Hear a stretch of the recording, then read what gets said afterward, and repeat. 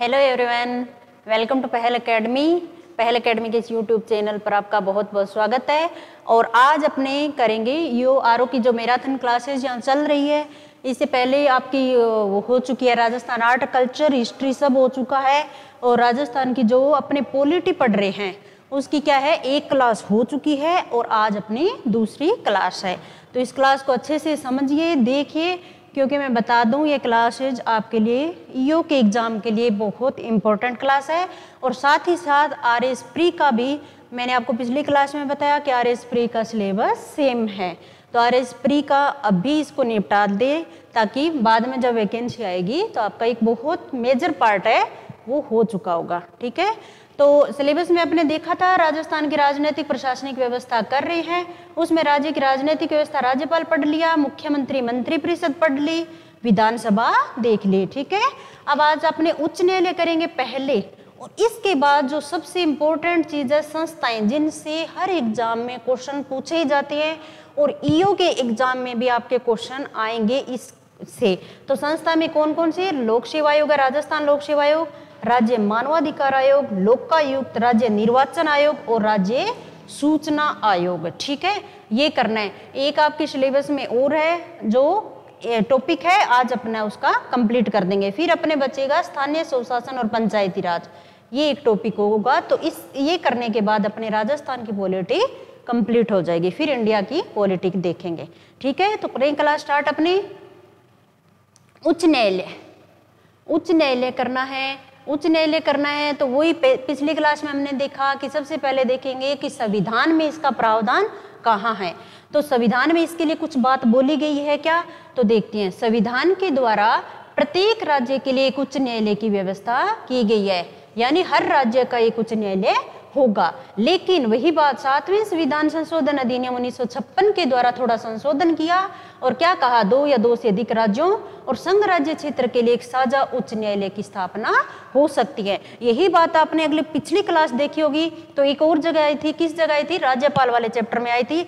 सबसे पहले यही था, संविधान में क्या था, प्रत्येक राज्य के लिए एक राज्यपाल होगा। लेकिन 7वां संविधान संशोधन अधिनियम 1956 में क्या कहा कि 2 या 2 से अधिक राज्यों के लिए एक राज्यपाल नियुक्त हो सकता है। और यही बात उच्च न्यायालयों के संदर्भ में भी है। आपको सीधा स्टेटमेंट आएगा, क्वेश्चन आएगा तो सीधा पहला स्टेटमेंट, संविधान के अनुसार प्रत्येक राज्य के लिए एक उच्च न्यायालय की व्यवस्था है। फिर ये दे देंगे 7वें संविधान संशोधन 1956 के द्वारा 2 या 2 से अधिक राज्य या एक राज्य एक संघ राज्य क्षेत्र, उनका एक साझा उच्च न्यायालय, मतलब एक ही उच्च न्यायालय हो सकता है। ठीक है, अब संसद है। संसद क्या है? एक उच्च न्यायालय के न्यायिक क्षेत्र का विस्तार कर सकती है।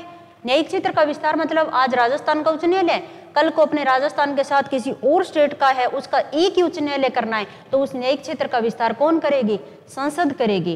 किसी संघ राज्य क्षेत्र में कर सकती है। न्यायिक क्षेत्र का विस्तार किस में करेगी? किसी संघ राज्य क्षेत्र में, अथवा किसी संघ राज्य क्षेत्र को एक उच्च न्यायालय के न्यायिक क्षेत्र से बाहर भी कर सकती है। तो कोई भी संघ राज्य क्षेत्र है, संघ राज्य क्षेत्र अपने कितने आपको पता ही होगा, उस संघ राज्य क्षेत्र को किसी उच्च न्यायालय के दायरे में लाना है या बाहर निकालना है, उसका कौन किसके पास है ये शक्ति? भारत की संसद के पास है। ठीक है, केवल दिल्ली और जम्मू एंड कश्मीर ही ऐसे संघ राज्य क्षेत्र है जिसका अपना उच्च न्यायालय है। ये बात ध्यान में रखनी है, सीधा क्वेश्चन पूछ सकते हैं। तो यहाँ कहाँ है? दिल्ली और जम्मू कश्मीर का।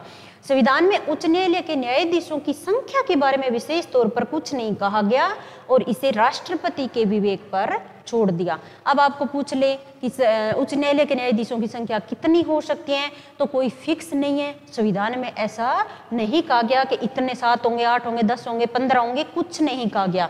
ये किसके विवेक पर छोड़ा है? राष्ट्रपति के विवेक पर छोड़ा गया है। ठीक है, अब इनकी नियुक्ति कौन करती है? ठीक है, अपने उच्च न्यायालय बता दिया, हर राज्य का एक होगा, हो सकता है 2 या 2 से अधिक राज्यों का भी एक हो सकता है। उच्च न्यायालय न्यायाधीशों की संख्या कितनी होगी, तो ये संविधान में कोई उल्लेख नहीं है। किसको निर्धारित करेगा, कौन देखेगा? तो राष्ट्रपति देखेगा। और अगर किसी उच्च न्यायालय का न्यायिक क्षेत्र का बढ़ाना है या कम करना है तो वो कौन देखेगा? संसद देखेगा।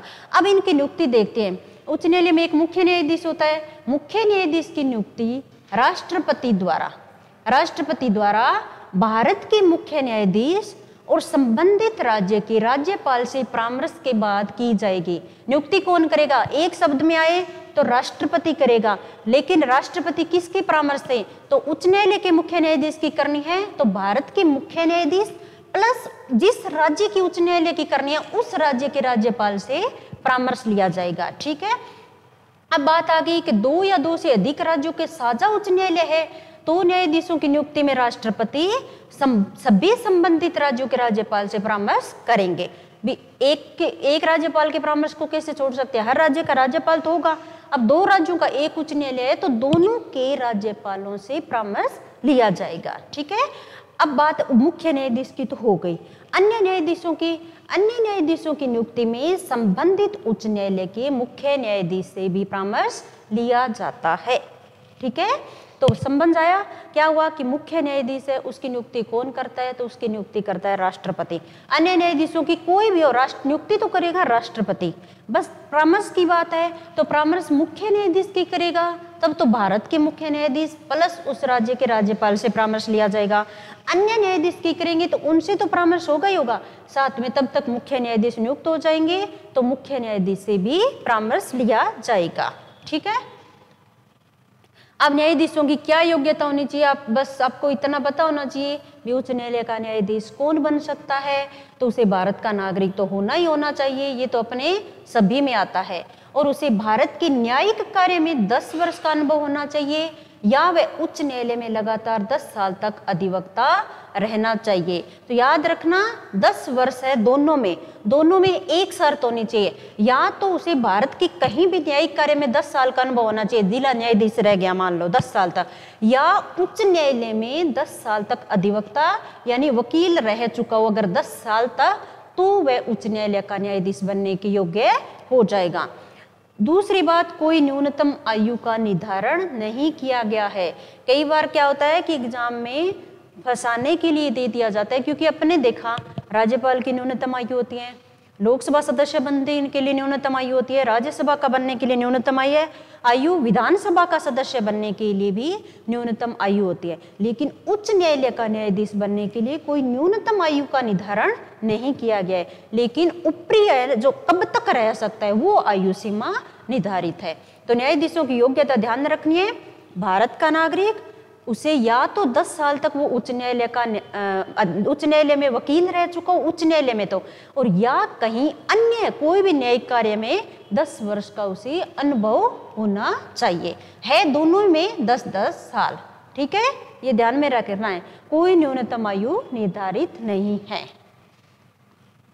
शपथ कौन दिलवाता है उच्च न्यायालय के न्यायाधीशों को? शपथ तो जिस व्यक्ति को उच्च न्यायालय का न्यायाधीश नियुक्त किया गया है उसे पद संभालने से पूर्व उस राज्य के राज्यपाल या राज्यपाल ने इस कार्य के लिए कोई अन्य व्यक्ति को नियुक्त किया है तो उस व्यक्ति के सामने उसे शपथ लेनी होगी। ठीक है, वेतन भत्ते, उच्च न्यायालय के न्यायाधीश का वेतन हो गया, भत्ते, सुविधाएं, अवकाश, पेंशन को समय समय पर संसद द्वारा निर्धारित किया जाता है। ये ध्यान में रखना है, पढ़ो आप तो ये ध्यान में रखना है कि कहाँ राज्यपाल है, कहाँ राष्ट्रपति की भूमिका है, कहाँ संसद कर रही है। ठीक है, तो उच्च न्यायालय के न्यायाधीशों का वेतन, भत्ता, सुविधाएं, अवकाश, पेंशन कौन निर्धारित करेगा? संसद निर्धारित करेगी।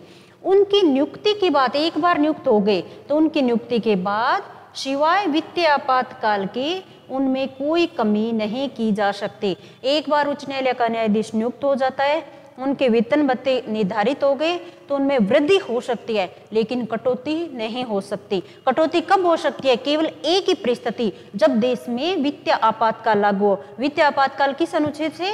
अनुच्छेद 360 से आपातकाल लागू होता है, वित्तीय आपातकाल, तब उच्च न्यायालय के न्यायाधीशों के वेतन भत्तों में कटौती हो सकती है, अन्यथा कभी नहीं हो सकती। ठीक है, अब एक बहुत इंपॉर्टेंट बात है, ये आपको ध्यान में रखनी है। उच्च न्यायालय के न्यायाधीशों का वेतन है वो तो मिलेगा राज्य की संचित निधि से। एक भारत की संचित निधि होती है, एक राज्य की संचित निधि है, तो उनका वेतन तो दिया जाएगा राज्य की संचित निधि से। और उनकी पेंशन है वो देंगे भारत की संचित निधि से। ये बात आपको हमेशा ध्यान में रखनी है, सीधा क्वेश्चन पूछा जाता है और कभी भी वापस से ये क्वेश्चन पूछ सकते हैं कि उच्च न्यायालय के न्यायाधीशों का वेतन कौन देता है, तो राज्य की संचित निधि से वेतन दिया जाता है, लेकिन उनकी पेंशन है वो भारत की संचित निधि से दी जाती है। ठीक है।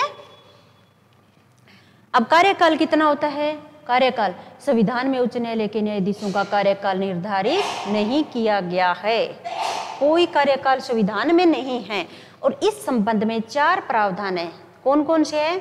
62 वर्ष की आयु तक पद पर रहता है। मैंने बताया कि कोई न्यूनतम आयु नहीं है, लेकिन अधिकतम आयु निर्धारित है। क्या? 62 वर्ष तक 62 वर्ष की आयु तक पद पर रहता है। और उच्चतम न्यायालय में सेम बात कहां तक है? 65 वर्ष है। लेकिन आपको अभी उच्च न्यायालय पढ़ रहे हैं तो उच्च न्यायालय का ध्यान में रखना है 62 वर्ष। ठीक है, 62 वर्ष। राष्ट्रपति को अगर, दूसरी बात है कि वो अगर अपना त्याग पत्र देना चाहे तो किसे देंगे? राष्ट्रपति को अपना त्याग पत्र भेज सकता है। तीसरी, संसद की सिफारिश से राष्ट्रपति उसे पद से हटा सकता है। ठीक है। और उसकी नियुक्ति उच्चतम न्यायालय के न्यायाधीश के रूप में हो जाने पर या उसका किसी दूसरे उच्च न्यायालय में स्थानांतरण हो जाने पर पद छोड़ देता है। सिंपल सी बात है। कार्यकाल कहा जाए तो सीधा लाइन आ जाए आपके कि उच्च न्यायालय के न्यायाधीशों का संविधान में कार्यकाल निर्धारित किया गया है तो नहीं किया गया है। ठीक है, संविधान में उनके कार्यकाल के संबंध में कुछ नहीं किया गया है। लेकिन इस संबंध में 4 बात ध्यान में रखना है। 62 वर्ष की आयु तक पद ग्रहण करेगा। अगर त्याग पत्र देना चाहे तो राष्ट्रपति को देगा। अगर हटाने, कई बार क्या होता है उच्च न्यायालय के न्यायाधीशों को हटाना पड़ सकता है, तो हटाने की शक्ति किसके पास है? लिखा है राष्ट्रपति को त्याग पत्र संसद सिफारिश करेगी। और क्या प्रक्रिया है वो अभी हम देखेंगे। संसद की सिफारिश से राष्ट्रपति ही उसे पद से हटा सकता है। और अगर अपने को सीधे बात है कि अभी उच्च न्यायालय का न्यायाधीश है, उनको उच्चतम न्यायालय में नियुक्त कर दिया या इस उच्च न्यायालय के न्यायाधीश का अन्य उच्च न्यायालय में स्थानांतरण कर दिया, तो उच्च न्यायालय का जो वर्तमान का पद है वो तो छोड़ना ही पड़ेगा। तो वो पद है वहां से छोड़ के जहां नई नियुक्ति मिली है वो ग्रहण किया जाता है। तो आ गया समझ? कार्यकाल में कुछ नहीं है। अब न्यायाधीशों को हटा कैसे सकते हैं? थोड़ी सी एक प्रोसेस है, ध्यान में रखना है। उच्चतम न्यायालय के न्यायाधीश की तरह उच्च न्यायालय के न्यायाधीशों को उसी प्रक्रिया और आधार पर हटाया जा सकता है जैसे उच्चतम न्यायालय के न्यायाधीशों को हटाते हैं। संसद की सिफारिश पर राष्ट्रपति के आदेश से पद से हटाया जा सकता है। सिफारिश करेगी संसद और आदेश लास्ट में किसका होगा? राष्ट्रपति का। प्रस्ताव संसद में कैसे होगा? एक प्रस्ताव लाया जाएगा, उस प्रस्ताव को विशेष बहुमत के साथ संसद के प्रत्येक सदन का समर्थन मिलना जरूरी है। अब ये बात आएगी भी ठीक है, संसद में जाने की नौबत कैसी आएगी भी, किस आधार पर हम उच्च न्यायालय के न्यायाधीशों को हटाएंगे? तो हटाने का आधार आपको याद होना चाहिए। एक तो साबित कदाचार, सिद्ध कदाचार या काम करने में असक्षमता दिखे, बिका अक्षमता या असक्षमता, तब उच्च न्यायालय के न्यायाधीशों को हटाया जा सकता है। अगर कभी क्वेश्चन आ जाए कि उच्च न्यायालय के न्यायाधीशों को किन आधार पर हटाया जा सकता है, तो 2 आधार याद रखना है, सिद्ध कदाचार, अक्षमता। न्यायाधीश जांच अधिनियम 1968 में उच्च न्यायालय के न्यायाधीशों को महाभियोग की प्रक्रिया के द्वारा हटाने का प्रावधान किया गया। ठीक है, अपने को ऑब्जेक्टिव टाइप वाला क्वेश्चन है ईओ में, तो ध्यान यही रखना है कि ऑब्जेक्टिव टाइप कैसे करना है। तो हटाने का आधार पूछे तो सिद्ध कदाचार अथवा अक्षमता। ठीक है, हटा कौन सकता है? राष्ट्रपति। और प्रस्ताव कहाँ लाया जाएगा? संसद में। संसद एक में प्रस्ताव लाया जाएगा, वो प्रस्ताव संसद के सदस्यों के विशेष बहुमत से पारित हो जाता है, तब राष्ट्रपति उसे हटाएंगे। ठीक है, ये ध्यान में रखना है आपको। अब जांच अधिनियम 1968 में क्या था, थोड़ा सा देख लो भी। हटाया, अपने को पता है न्यायाधीश जांच अधिनियम 1968 में बोला था कि उच्च न्यायालय के न्यायाधीशों को महाभियोग, वैसे महाभियोग शब्द का उल्लेख केवल राष्ट्रपति को हटाने के लिए यूज किया गया है संविधान में। संविधान में कहा गया है कि राष्ट्रपति को किस आधार पर हटाया जा सकता है, तो उस पर महाभियोग चलता है। लेकिन न्यायाधीश जांच अधिनियम 1968 में कहा कि उच्च न्यायालय के न्यायाधीशों को भी महाभियोग प्रक्रिया से हटाया जाएगा। अब हटाने का प्रस्ताव कैसे? सबसे पहले प्रस्ताव लाएंगे, कोई भी सदन है संसद में लाएंगे तो पहले प्रस्ताव लाएंगे। 100 सदस्य लोकसभा के, 50 सदस्य राज्यसभा द्वारा हस्ताक्षरित हो तो उस प्रस्ताव को संबंधित सदन के अध्यक्ष या सभापति को सौंपते हैं। लोकसभा के 100 सदस्य, अगर लोकसभा में प्रस्ताव लाना है तो लोकसभा के 100 सदस्य का समर्थन हो तब उस प्रस्ताव को अध्यक्ष को सौंपा जाएगा। अगर राज्यसभा में ला रहे हैं तो 50 सदस्य उस प्रस्ताव पर हस्ताक्षर कर दें तब राज्यसभा के सभापति के सामने वो प्रस्ताव लाया जाएगा। अब प्रस्ताव ले तो आए, अब इस प्रस्ताव को स्वीकार या अस्वीकार करने का अधिकार किसके पास है? पीठासीन अधिकारी, यानी लोकसभा है तो अध्यक्ष, राज्यसभा है तो सभापति। इस प्रस्ताव को स्वीकार भी कर सकते हैं, अस्वीकार भी कर सकते हैं। अब अगर स्वीकार कर लिया तब क्या करेंगे? स्वीकार हो गया तो आरोप है उनकी जांच करने के लिए 3 सदस्यीय समिति का गठन किया जाएगा। कितने सदस्य?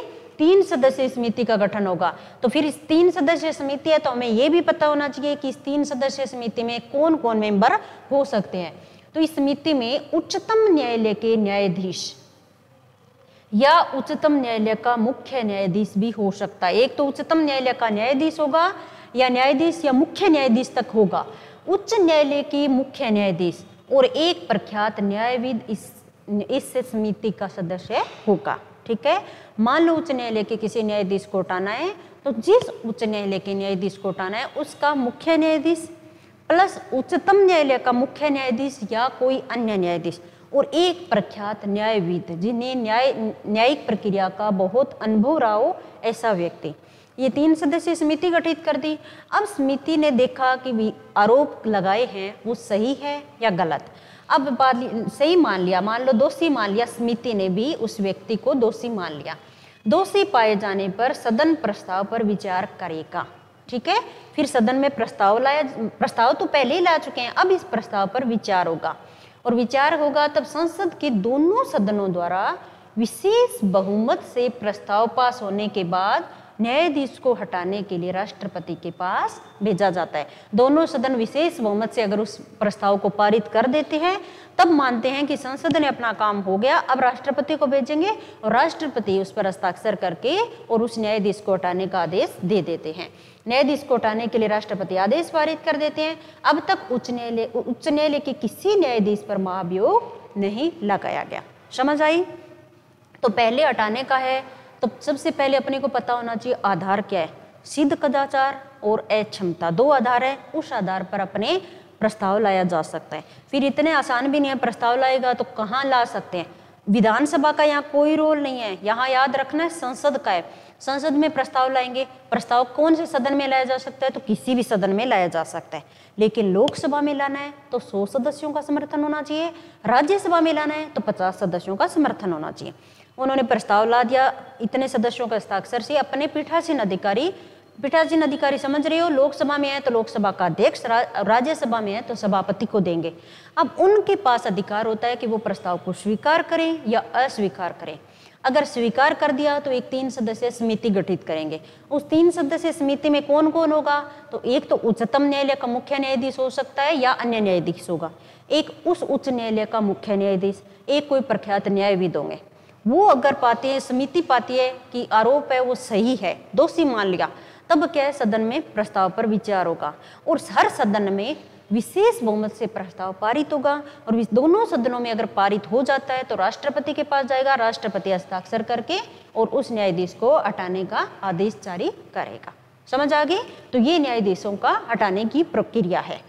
अब अपने कार्यकाल भी देख लिया, कब तक रह सकते हैं? 62 वर्ष की आयु तक रह सकते हैं। नियुक्ति कौन करता है? राष्ट्रपति करता है। हटाता भी कौन है? राष्ट्रपति हटाता है। ठीक है। अब राजस्थान का उच्च न्यायालय है तो राजस्थान की पॉलिटी पढ़ रहे हैं तो थोड़ा सा राजस्थान के उच्च न्यायालय के बारे में देख लेते हैं और फैक्ट है यही एग्जाम में इंपॉर्टेंट है। ठीक है। राजस्थान के एकीकरण से पूर्व जिन रियासतों में उच्च न्यायालय थे, एकीकरण कब होता है राजस्थान का? 1956 में होता है। उससे पहले भी किन किन रियासतों में थे उच्च न्यायालय थे? जयपुर, जोधपुर, बीकानेर, कोटा और उदयपुर, इन 5 रियासतों में उच्च न्यायालय थे। फिर क्या होता है, एक BR पटेल समिति गठित होती है। जब एकीकरण चल रहा होता है उसी दौरान 30 मार्च 1949 को BR पटेल समिति का गठन होता है और पटेल समिति के सदस्य याद रखने आपको, एक तो BR पटेल समिति है तो अध्यक्ष तो BR पटेल ही होंगे। सदस्य 2 थे, लेफ्टिनेंट कर्नल TC पुरी और श्री SP सिन्हा। ये 2 सदस्य थे। इनका गठन क्यों किया, बी आर पटेल समिति की गठन करने की नौबत क्यों आई? तो क्या काम था? ये था कि एक तो आप राज्य की राजधानी कहाँ बनाए, कौन सी राज्य की राजधानी, क्योंकि एकीकरण चल रहा था ना, तब तक डिसाइड नहीं था कि राज्य की राजधानी कौन सी होगी। तो राज्य की राजधानी और उच्च न्यायालय का स्थान क्या होगा, इसके बारे में आप अपने सुझाव दीजिए। कौन सी समिति है? बी आर पटेल समिति। कब गठित हुई थी? 30 मार्च 1949 को। सदस्य कौन थे? Lieutenant colonel TC. पुरी और एस.पी. सिन्हा। गठित क्यों की कि आप एक तो राजधानी का स्थान कौन सा होगा, एक उच्च न्यायालय का स्थान कौन सा होगा, आप अपनी सिफारिश दीजिए। और सिफारिश क्या दी? कहा राजस्थान की राजधानी तो आप बनाइए जयपुर, ठीक है, जयपुर। उच्च न्यायालय कहाँ? जोधपुर। उच्च न्यायालय कहाँ? और यहीं से अपनी प्रधान पीठ उच्च न्यायालय की कहाँ है? जोधपुर। और एक सिफारिश और की कि खंडपीठ, एक अन्य पीठ है, सहायक पीठ होती है खंडपीठ, वो आप 2 जगह बनाइए, एक जयपुर एक उदयपुर, ठीक है, जयपुर और उदयपुर। तो याद रखना है कौन सी समिति है? बी आर पटेल समिति। क्यों गठित हुई थी, कब गठित हुई थी, सदस्य कौन थे और इसने सिफारिश क्या की, ठीक है। इससे सीधा क्वेश्चन आ सकता है, आपको ये फैक्ट याद रखने हैं, ठीक है। तो खंडपीठ जयपुर उदयपुर याद रखो, अभी उच्च न्यायालय की प्रधान पीठ जोधपुर है। फिर 3 सितंबर 1949 को अध्यादेश के द्वारा कोटा और बीकानेर बेंच स्थापित। पहले की बात है ये, समिति तो अपने 30 मार्च को आई है 1950 को, 49 को, 30 मार्च 1949 को, 30 मार्च 1949 को समिति आई है, ठीक है। 3 सितंबर 1949 को, 3 सितंबर 1949 को एक अध्यादेश कौन जारी कर सकता है? अध्यादेश पढ़ा था अपने, अध्यादेश राज्यपाल, पर उस टाइम तो राज प्रमुख थे, तो अध्यादेश से कोटा और बीकानेर बेंच स्थापित हुई। लेकिन 22 मई 1950 को अध्यादेश द्वारा कोटा बीकानेर उदयपुर बेंच तीनों को खत्म कर दिया गया। ये ध्यान में रखना है कि कब कब बेंच है, कोटा बीकानेर उदयपुर बेंच एकदम समाप्त कर दी। अब दूसरी समिति है, जो पहली समिति कौन सी थी? बी आर पटेल समिति। दूसरी है पी सत्यनारायण समिति। पी सत्यनारायण समिति कब गठित हुई? 1957 में, एकीकरण के बाद में। इसके सदस्य कौन थे? बी के गुप्ता और वी विश्वनाथन। वी विश्वनाथन और बी के गुप्ता इसके सदस्य थे। इन्होंने सिफारिश क्या की कि आप जयपुर खंडपीठ को समाप्त कर दीजिए। समझ आ रहा है आपको? पहले क्या था? बी आर पटेल समिति आई, इसने कहा कि जोधपुर उस प्रधान पीठ है, तो इस पर तो कोई विवाद ही नहीं हुआ, ये तो क्लियर हो गया। इन्होंने कहा जयपुर और उदयपुर 2 खंडपीठ स्थापित की जाए, ठीक है। लेकिन आपने देखा होगा, आपने देखा कि 22 मई 50 को अध्यादेश से कोटा बीकानेर उदयपुर तीनों बेंच को समाप्त कर दिया गया। अब जयपुर एक ही बेंच रही है ना, तो पी सत्यनारायण समिति ने कहा कि जयपुर खंडपीठ है उसको भी आप समाप्त कर दीजिए, ठीक है। 1957 याद रखना ये। फिर 31 जनवरी 1977 को समाप्त कर दिया, उसने सिफारिश की, उस वजह से समाप्त हो भी गई जयपुर की खंडपीठ। 31 जनवरी 1977 को जयपुर खंडपीठ की पुनः शुरुआत होती है। ये क्वेश्चन बहुत ही इंपॉर्टेंट है, आपको याद रखना है कि शुरुआत में जयपुर खंडपीठ थी, लेकिन बीच में 1957 में पी सत्यनारायण समिति की सिफारिश पर जयपुर खंडपीठ को समाप्त कर दिया गया। और 1977 में 31 जनवरी भी याद रखना है, 31 जनवरी 1977 को जयपुर खंडपीठ की पुनः शुरुआत होती है, ठीक है। अब अपने देख लेते हैं कि राजस्थान का उच्च न्यायालय पढ़ रहे हैं, तो राजस्थान के उच्च न्यायालय के प्रथम मुख्य न्यायाधीश कौन थे? याद रखना है, प्रथम मुख्य न्यायाधीश थे श्री कमलकांत वर्मा। कमलकांत वर्मा, याद, श्री कमलकांत वर्मा। प्रथम तो हम सब चीजें की है, राज्यपाल वाले में देखा, मुख्यमंत्री में देखा, विधानसभा के अध्यक्ष देखे, प्रोटेम स्पीकर देखे पिछली क्लास में। प्रथम मुख्य न्यायाधीश याद रखना है श्री कमलकांत वर्मा। फिर एक ये आता है कि अब तक सर्वाधिक लंबी अवधि तक मुख्य न्यायाधीश कोई रहे हैं, तो वो कौन है? तो वो याद रखनी है श्री कैलाशनाथ वांचू। श्री कैलाशनाथ वांचू है जो तो सर्वाधिक लंबी अवधि तक मुख्य न्यायाधीश रहे हैं अपने। और कमलकांत वर्मा है, वो पहले मुख्य न्यायाधीश थे। दोनों फैक्ट याद रखने हैं। अब एक चीज है, 15वां संविधान संशोधन अधिनियम, 15वां संविधान संशोधन अधिनियम कब पारित होता है? 1963 में पारित होता है। 1963 में 15वां संविधान संशोधन आता है। उसमें क्या हुआ कि अनुच्छेद 217 में संशोधन किया जाता है। तो 217 में ऐसी क्या बात थी कि संशोधन करना पड़े? तो 217 में उच्च न्यायालय के न्यायाधीशों की सेवानिवृत्ति की आयु 60 वर्ष है, उससे बढ़ाकर 62 वर्ष की गई है। ठीक है। कार्यकाल कितना रहेगा उसका संविधान में कोई उल्लेख नहीं, लेकिन ऊपरी सीमा है वो दी गई है। वो क्या थी? पहले था अनुच्छेद 217, उसमें मूल संविधान में था 217 में कि उच्च न्यायालय के न्यायाधीशों की सेवानिवृत्ति की आयु होगी 60 साल, लेकिन फिर बढ़ाकर कर दी 62 साल, और अब क्या है? 62 वर्ष है। और कौन से संविधान संशोधन से हुई ये बात? 15वें संविधान संशोधन अधिनियम से। और ये कब पारित हुआ? 1963। तो सीधा पूछ सकते हैं कि जब मूल संविधान पहली बात तो है कि आपको पता होना चाहिए किस अनुच्छेद में ये बात है, 217 में। फिर पूछेंगे कि मूल संविधान में सेवानिवृत्ति की आयु कितनी थी? तो 60 साल थे। अब कितनी है? 62 साल। तो 60 से 62 कब हुए? तो 15वां संविधान संशोधन अधिनियम 1963 से हुए। ठीक है।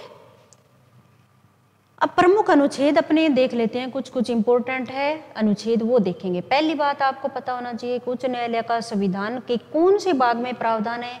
तो छठे भाग में, क्योंकि राज्य की जितनी कार्यपालिका, न्यायपालिका, व्यवस्थापिका है, सारा छठा भाग है, भाग 6 याद रखना है। फिर कुछ इंपॉर्टेंट अनुच्छेद है, अनुच्छेद 214 से स्टार्ट करते हैं।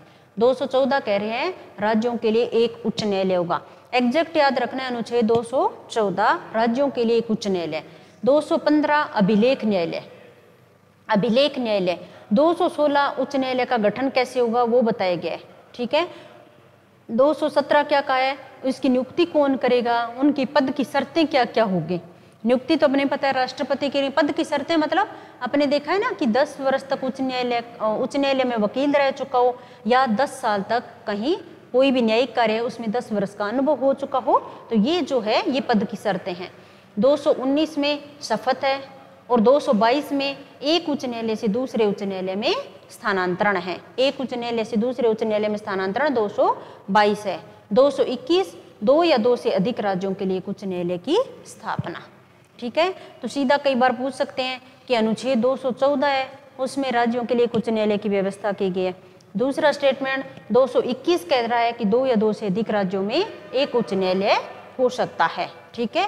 तो ये अनुच्छेद बहुत इंपॉर्टेंट है, आपको याद रखने हैं। तो उच्च न्यायालय एकदम क्लियर हो गया, कुछ नहीं है आपको ध्यान में रखना है। संविधान में कहाँ प्रावधान किया है? भाग 6 याद रखना है। फिर संविधान में ये देखना है कि कौन कौन से अनुच्छेद इंपॉर्टेंट है। फिर अपने देखना है कि न्यायाधीशों की नियुक्ति कौन करता है, उनको हटा कौन सकता है, वो त्यागपत्र किसे दे सकते हैं, किसके सामने वो शपथ लेते हैं, उनके कार्यकाल क्या है। तो ये चीजें आपको ध्यान में रखनी है। और राजस्थान के विशेष संदर्भ में ध्यान रखना है, राजस्थान के संबंध में 2 कमेटी है, बी.आर. पटेल समिति, पी. सत्यनारायण समिति। बी.आर. पटेल कब गठित हुई, पी. सत्यनारायण समिति कब गठित हुई, और दोनों ने क्या क्या बात है की है वो आपको पता होनी चाहिए। ठीक है। तो इतने फैक्ट आपको अच्छे से ध्यान में रखना है, इनसे कहीं ना कहीं क्वेश्चन आपको देखने को मिलेगा। और आर्टिकल से संबंधित क्वेश्चन विशेष तौर पे ध्यान रखना होता है, जिनमें संविधान में प्रावधान है उसके आर्टिकल करने ही करने होते हैं। सारे नहीं याद होते पर कुछ कुछ इंपॉर्टेंट होते हैं, वो आपको देखने चाहिए। ठीक है। अब संस्थाएं पढ़ रहे हैं। संस्था में पहली है राजस्थान लोक सेवा आयोग, आरपीएससी है जो अपना एग्जाम करवा रही है। ठीक है। ईओ का एग्जाम भी आरपीएससी करवा रही है, आरएस का एग्जाम भी आरपीएससी करवा रही है। ठीक है। 1923 में आता है ली कमीशन। 1923 में कौन सा कमीशन आता है? ली कमीशन ने भारत में एक संघ लोक सेवा आयोग की स्थापना की सिफारिश की थी। आजाद भारत से पहले जब ब्रिटिश कालीन शासन चल रहा था उस दौरान 1923 में एक ली कमीशन आता है। इसने कहा भारत में एक लोक सेवा आयोग होना चाहिए, लेकिन इस कमीशन ने प्रांतों में लोक सेवा आयोग की स्थापना के बारे में कुछ नहीं कहा था। प्रांतों में लोक सेवा आयोग के बारे में कोई प्रावधान नहीं बताया, क्योंकि सभी प्रांतीय सरकार आवश्यकता अनुसार नियुक्ति करने और राज्य सेवा नियम बनाने तो स्वतंत्र थी। तो ली कमीशन ने प्रांतों में कुछ कोई ध्यान नहीं दिया और सेंटर में एक लोक सेवा आयोग की बात की थी। सबसे पहले अपने देखना है कि इसकी बात कहाँ से शुरू होती है। अब राजस्थान लोक सेवा आयोग देखना है। तो राजस्थान लोक सेवा आयोग की स्थापना दिनांक 22 दिसंबर 1949 को हुई। आपको 2 तारीख याद रखनी है इस संबंध में। 22 दिसंबर 1949 को हुई थी राजस्थान लोक सेवा आयोग की स्थापना। ठीक है। नारायण राव समिति, सत्यनारायण राव समिति है, इसने सिफारिश की कि जयपुर से अजमेर स्थानांतरित कर दे। आप फैक्ट पे ज्यादा ध्यान देना, इसमें फैक्ट पढ़ना। आपको क्या करना है कि सीधा पूछ ले कि जयपुर से पहले था राजस्थान लोक सेवा आयोग जयपुर, जयपुर से अजमेर कहाँ स्थानांतरित, अजमेर स्थानांतरित है। फिलहाल अपने सबको पता है राजस्थान लोक सेवा कहाँ है, अजमेर। लेकिन जयपुर से अजमेर गया तो कोई समिति ने सिफारिश की क्या? तो बिल्कुल की, सत्यनारायण राव समिति ने सिफारिश की कि जयपुर से आप अजमेर स्थानांतरित किए दिए और अजमेर हो गया। ठीक है, संविधान में देख लेते हैं अभी फिलहाल प्रावधान क्या है। संविधान का भाग है 14वां। कौन सा भाग है? 14वां भाग है। अनुच्छेद 315 से 323, 315 से 323 में राज्य लोक सेवा आयोग की स्वतंत्रता, शक्ति के पहले राज्य लोक सेवा आयोग किस काम करेगा, क्या क्या उसकी शक्ति होगी, गठन कौन करेगा, सदस्यों की नियुक्ति कौन करेगा और उनको हटा कौन सकता है, इन सब का प्रावधान किस में है? 315 से 323 में है। भाग कौन सा है? 14वां भाग है। अब ठीक है, नियुक्ति देख लेते हैं पहले। तो संविधान का अनुच्छेद 316 में एक बता दिया कि राज्य लोक सेवा आयोग के अध्यक्ष और सदस्यों की नियुक्ति राज्यपाल के द्वारा की जाएगी। ठीक है, सबका है। अब संस्थाएं करेंगे, सब में दिक्कत आएगी तो आप क्या करना है कि एक रजिस्टर लेना, पेन लेना और सारी संस्था को एक साथ अभी पहले देख लो, पढ़ लेना, फिर लास्ट में देखने के बाद क्या करोगे, लिख लेना राजस्थान लोक सेवा आयोग, इनके अध्यक्ष सदस्यों की नियुक्ति कौन करता है, दूसरी संस्था की नियुक्ति कौन करता है, कॉमन बात है वो एक पेज में लिख लेना। तो इससे क्या आसान हो जाएगा, वरना अपने करते हैं तब तो इजी रहता है, बाद में ये रहता है कि ये इसमें था या दूसरी संस्था में था। तो ध्यान रखना है 316 क्या कह रहा है, राज्य लोक सेवा के अध्यक्ष सदस्यों की नियुक्ति राज्यपाल द्वारा की जाएगी।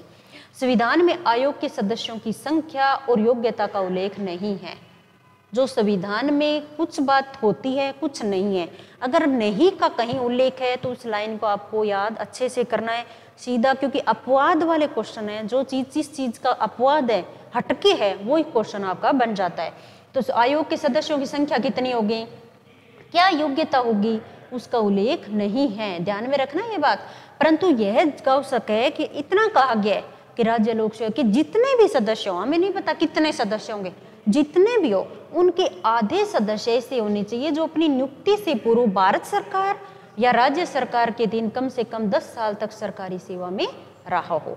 एक शर्त है बस संविधान में, क्या शर्त है, जितने सदस्य 8 है तो 4, 10 है तो 5, जितने सदस्य उनके आधे सदस्य कम से कम 10 साल तक की सरकारी सेवा में रहो, कहाँ, भारत सरकार या राज्य सरकार के अधीन। ठीक है, अब देख लेते हैं इनका कार्यकाल क्या है।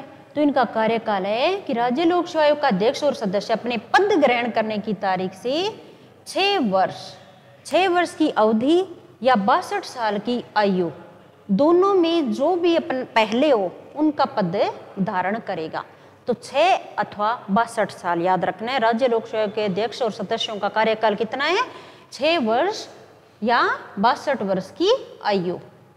ठीक है, 62 वर्ष की आयु, ये ध्यान में रखना है। पुनर्नियुक्ति कौन कर सकता है, पुनर्नियुक्ति हो सकती है क्या, इनका ये होता है कि राज्य लोक सेवा के अध्यक्ष सदस्यों की नियुक्ति किसने कर दी, राज्यपाल ने। 6 साल 62 साल का कार्यकाल है। अब एक बार पद ग्रहण कर लिया, क्या वापस से नियुक्त हो सकते हैं? तो इस संबंध में राज्य लोक सेवा के अध्यक्ष और सदस्य को पुनः नियुक्त नहीं किया जा सकता, ध्यान में रखना है, पुनः नियुक्त नहीं किया जा सकता। अब राज्य लोक सेवा आयोग का अध्यक्ष का अलग अलग देखेंगे, अध्यक्ष का और सदस्य का। तो पुनः नियुक्त उस जिस आयोग का अध्यक्ष और सदस्य है उसमें पुनः नियुक्त नहीं किया जा सकता, लेकिन वो कहीं और पद पर काम कर सकते हैं क्या? तो राज्य लोक सेवा का अध्यक्ष है, वो क्या करेगा, कार्यकाल की समाप्ति पर संघ लोक सेवा आयोग का अध्यक्ष बन सकता है, वहां का सदस्य बन सकता है, किसी अन्य राज्य लोक सेवा आयोग का अध्यक्ष बन सकता है। और ये बहुत ही इंपॉर्टेंट है, काफी बार ये क्वेश्चन पूछा भी गया है और भी पूछ सकते हैं। आपको ध्यान में रखना है कि अध्यक्ष है, पहली लाइन ये ध्यान में रखनी है कि उस आयोग में पुनर्नियुक्त नहीं हो सकते, ना अध्यक्ष हो सकता ना सदस्य। फिर दूसरी बात ये है कि अध्यक्ष है वो कहाँ का है, तो आपको पता है कि राज्य लोक सेवा से ऊपर है संघ लोक सेवा आयोग, तो संघ लोक सेवा का सदस्य भी बन सकता है, अध्यक्ष भी बन सकता है। और बराबर का आयोग है, किसी अन्य राज्य का आयोग है, उसका अध्यक्ष भी बन सकता है। 3 बात याद रखना। राज्य लोक सेवा आयोग का सदस्य देखते हैं, अध्यक्ष का तो क्लियर हो गया, सदस्य देखते हैं। सदस्य के पास अपने खुद ही सोच लो कि सदस्य वो अध्यक्ष बन सकता है, तो संघ लोक सेवा आयोग का अध्यक्ष बनेगा और सदस्य जो, तो अध्यक्ष वाली सेम बात है। जिस राज्य का है उस राज्य लोक सेवा आयोग का अध्यक्ष बन सकता है, अन्य राज्य लोक सेवा आयोग का अध्यक्ष भी बन सकता है। इसके पास 4 ऑप्शन है। ठीक है, अब त्याग पत्र किसे देंगे? तो राज्य के राज्यपाल को त्याग पत्र दे सकते हैं। नियुक्ति कौन करेगा? राज्य का राज्यपाल ही करेगा। निलंबन हटा कौन सकता है? तो राज्यपाल। निलंबन सस्पेंड कर सकते हैं कौन? राज्यपाल। पद से हटाएगा कौन? राष्ट्रपति। ये बात बहुत ही ध्यान में रखनी है। नियुक्ति करेगा राज्यपाल, हटाएगा राष्ट्रपति। त्याग पत्र राज्यपाल को, अगर किसी भी कार्य अवधि बीच में सस्पेंड करना है तो वो राज्यपाल करेगा। ठीक है। अब हटाएगा कौन? राष्ट्रपति। तो इनका भी कोई हटाने का आधार होगा? तो बिल्कुल है आधार। हटाने का आधार है या तो दिवालिया घोषित हो गया हो, अपनी पदावधि के दौरान किसी सवेतन नियोजन में लगाओ, यानी कोई लाभ के पद पर कार्यरत हो, साथ में आयोग का अध्यक्ष सदस्य है, साथ में कोई और कार्य किया जा रहा है। अक्षमता और कदाचार जो उच्च न्यायालय के न्यायाधीशों का देखा वो तो है ही। कदाचार का आरोप लग गया, मान लो कदाचार, तो उस आधार पर राष्ट्रपति उच्चतम न्यायालय को संदर्भित करेगा, उच्चतम न्यायालय से राय लेगा, और यदि उच्चतम न्यायालय जांच के बाद पद से हटाने की सलाह देता है तो राष्ट्रपति अध्यक्ष और सदस्यों को हटा सकता है। यहाँ उच्च न्यायालय से थोड़ी सी अलग प्रणाली प्रोसेस है। ठीक है। पहली बात, आपको हटाएगा कौन ये ध्यान में रखना है? राष्ट्रपति। हटाने का कोई आधार है? बिल्कुल है। दिवालिया हो गया, कोई लाभ के पद पर काम कर रहा है, कोई कार्य करने में असक्षम हो गया हो, या कदाचार हो गया, कदाचित कदाचार का आरोप लग गया हो। अब कदाचार वाला आरोप लगा है तो क्या करेगा? राष्ट्रपति उच्चतम न्यायालय से राय लेगा, और उच्चतम न्यायालय जो भी आरोप लगे हैं वो सही पाता है तो राष्ट्रपति उन अध्यक्ष और सदस्यों को हटा सकते हैं। यहाँ संसद में नहीं जाना है। ठीक है। अब फिर कार्य, थोड़े बहुत कार्य देख लेते हैं। अपने को पता है परीक्षा आयोजित तो करवाते हैं। इन मामलों में परामर्श भी देते हैं। कौन कौन में? भर्ती के तरीके से संबंधित जितने मामले, किन तरीकों से भर्ती होगी, जितने निर्धारित होंगे उन तरीकों से संबंधित सभी मामलों पर राय देगा। एक सेवा से दूसरी सेवा में पदोन्नति है या स्थानांतरण करना हो, स्थानांतरण है ये ध्यान में रखना, तो ये भी परामर्श देगा इस संबंध में। करेगा नहीं, खुद सलाह देना, यहाँ ध्यान रखना, सलाहकारी कार्य। ये किसी कर्मचारी के विरुद्ध अनुशासनात्मक कार्रवाई करनी है तो उस संबंध में अगर आरपीएससी से सलाह मांगे तो आरपीएससी सलाह देगी सरकार को। ठीक है, ये ध्यान में रखना है। अब थोड़ा सा ये देखो, अब राजस्थान में योग्य लोक सेवकों की भर्ती हेतु सलाह देने हेतु संविधान के अनुच्छेद 315 के तहत राजस्थान लोक सेवा आयोग की स्थापना 20 अगस्त 1949 को जयपुर में होती है। ठीक है, 20 अगस्त 1949 को जयपुर में की गई। इसका पहला अध्यक्ष तत्कालीन मुख्य न्यायाधीश एस.के. घोष है, ये ध्यान में रखना, एस.के. घोष पहले अध्यक्ष है। राज्य पुनर्गठन के बाद सत्यनारायण राव समिति आती है, उसने सिफारिश की कि लोक सेवा आयोग को आप अजमेर स्थानांतरित कर दें। आयोग अजमेर स्थानांतरित कर दिया। आयोग में एक अध्यक्ष, अन्य सदस्य होते हैं जिनकी नियुक्ति राज्य के राज्यपाल करता है। अध्यक्ष सदस्यों का कार्यकाल 6 साल अथवा 62 साल की आयु तक होती है। राजस्थान लोक सेवा में एक अध्यक्ष, 7 अन्य सदस्य है, टोटल 8 सदस्य है। टोटल कितने हैं? 8 सदस्य हैं। राजस्थान लोक सेवा की कार्य प्रणाली, राजस्थान लोक सेवा नियम शर्तें 1963 और प्रक्रिया अध्यादेश 1975 और नियम 1976 द्वारा तय की जाती है। आरपीएससी के सदस्यों की संख्या अगर बढ़ानी हो तो कौन बढ़ाएगा? राज्यपाल बढ़ा सकता है, परंतु मंत्री परिषद की परामर्श से। ऐसे तो राज्यपाल को तो कोई भी काम करेगा मंत्री परिषद के परामर्श से। आरपीएससी के अध्यक्ष और सदस्यों का निलंबन राज्यपाल करता है, लेकिन पद से हटाने की शक्ति राष्ट्रपति को। ये एक थोड़ी सी राज्य लोक सेवा आयोग की समरी है, एक पेज में मोस्टली सारा अपने कवर किया है। अब मेन बात आपकी जो थी वो ये कि आपको मैं वापस से ले चलती हूँ।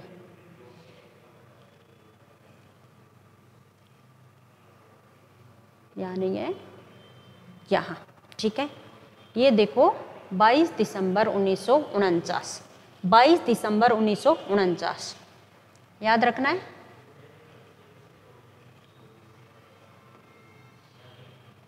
बाईस दिसंबर 1949, ये है 20 अगस्त 1949। पहले कौन से है? 20 अगस्त 1949 को है, फिर 22 दिसंबर 1949 है। एग्जाम में आपके दोनों डेट एक साथ नहीं देंगे, एक दे तो आपको दोनों याद करनी है।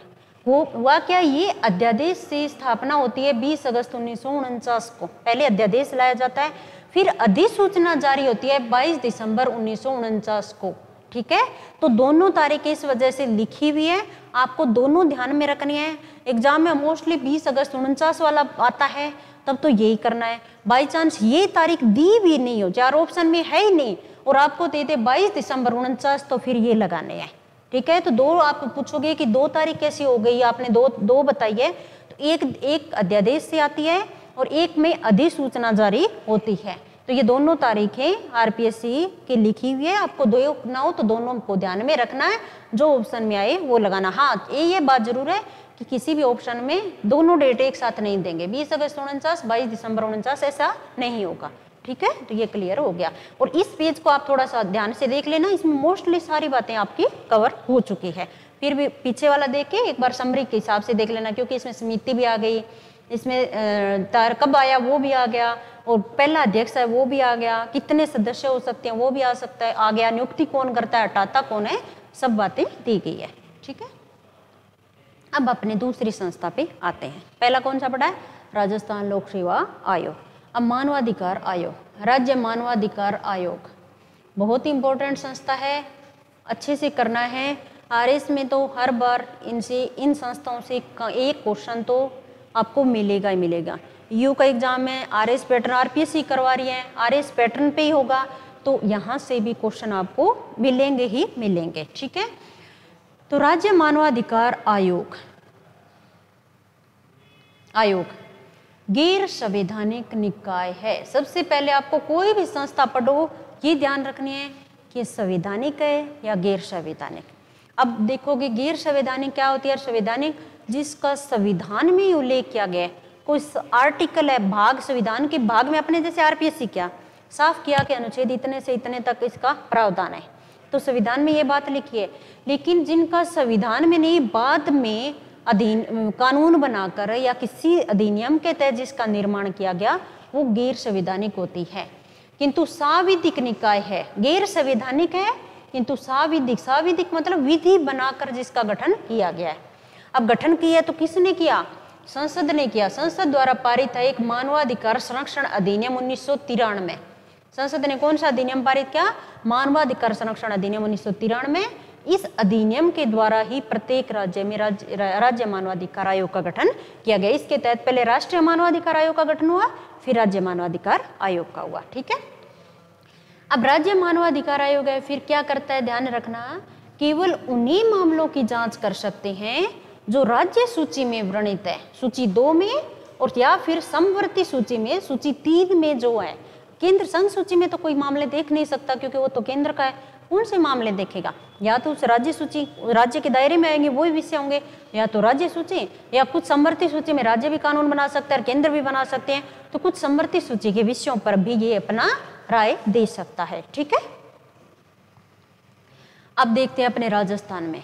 राजस्थान की राज्य सरकार ने दिनांक 18 जनवरी 1999 को, ये डेट याद रखनी है आपको हमेशा, 18 जनवरी 1999 को एक अधिसूचना राजस्थान राज्य मानवाधिकार आयोग के गठन के संबंध में जारी की। कब की, 18 जनवरी 1999 को, जिसमें मानवाधिकार संरक्षण अधिनियम 1993 के प्रावधान के अनुसार एक पूर्णकालिक अध्यक्ष और 4 सदस्य रखे गए।